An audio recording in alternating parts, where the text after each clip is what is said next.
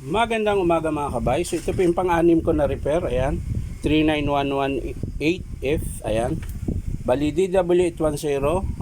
Wala na po siyang takip mga kabay. Ayan. Kabilaan, dalawa. Tsaka wala na rin siyang cord. Putol. Ayan. So bubuksan na lang natin mga kabay kung anong sira. So tara, samahan nyo ako.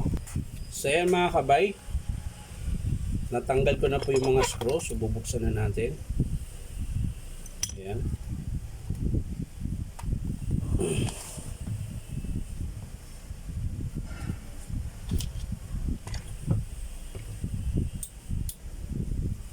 Titingnan na natin mga kabay. Ayan.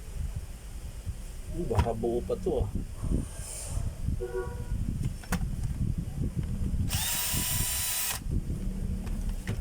Titingnan natin mga kabay.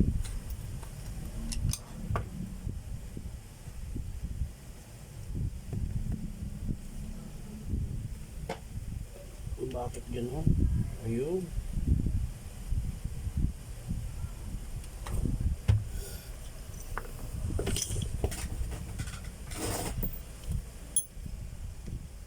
Ayun, sira din mga kabay.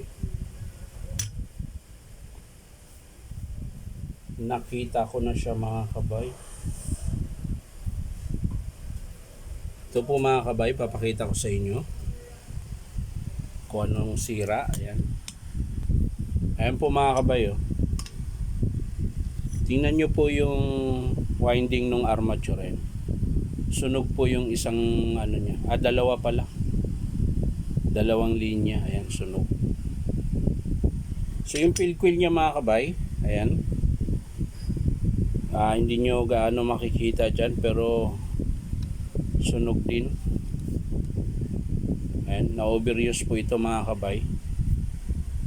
So, titingnan na lang natin kung alin pa po pwede.